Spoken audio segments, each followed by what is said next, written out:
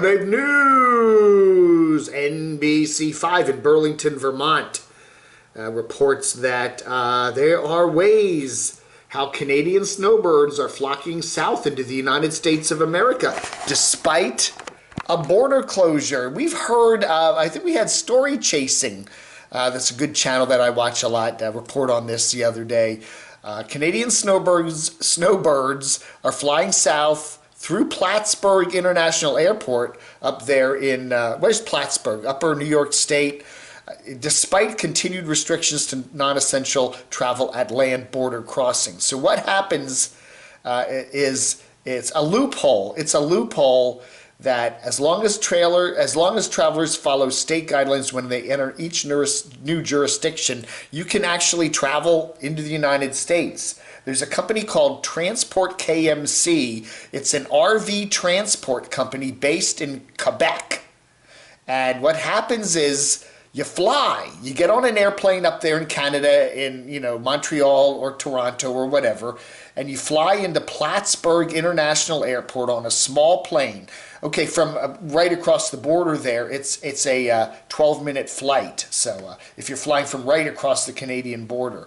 And then the RV transport company brings your vehicle into the United States through a loophole. Okay, since they're just transporting it in, they're not, it's not like you, the owner, are coming in so that you can vacation or whatever you want to do with it. So anyway, then you're reunited with your keys when you join up with your RV after it's been transported over by this company. So there's a loophole there. Didier Charayan is traveling from Quebec down to Florida for his 35th winter, and he says he mixes business with pleasure.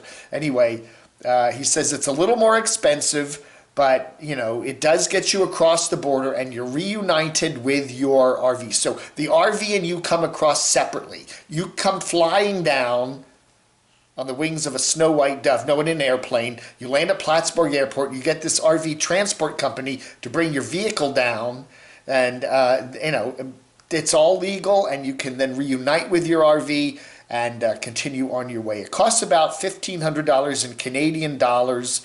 That includes the flight and the actual transport of your RV. Okay, so the $1,500 includes a special flight that comes down. I guess you could fly on your own, like say from Toronto or Quebec to Plattsburgh if they have flights there. But this whole thing is a package deal where you pay $1,500 in Canadian money and they bring your RV over and you get an airplane flight, which is only like 20 minutes. And then you're reunited with your RV at Plattsburgh and you're on your merry way.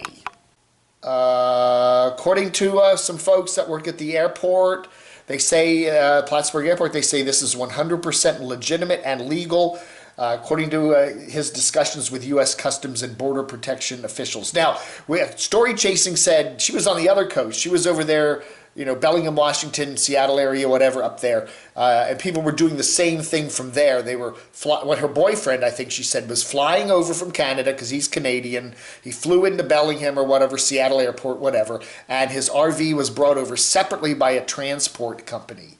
So that is a loophole that you can do if you're a Canadian nomad. Now, a lot of the nomads that we see down here in beautiful, wonderful Metropolitan Quartzsite, as I'm calling this, Parker, Yuma, the whole thing, Blythe, California, etc., where everybody seems to be right now, they're saying that, there is not quite the crowds they usually have because a lot of the Canadian snowbirds have not been coming down. Now, the other option that some folks have been doing is just flying from Vancouver down to San Diego or to Los Angeles, or you could fly even from Montreal to Miami, and then you get down to the States and then you rent something. You can rent an RV or procure something like that and then do your camping like that. But then you're not living in your own vehicle and you have to stock it up and everything else. So there's ways of doing it, but the snowbirds from Canada really want to get across the border in this age of the pandemic. They can do it.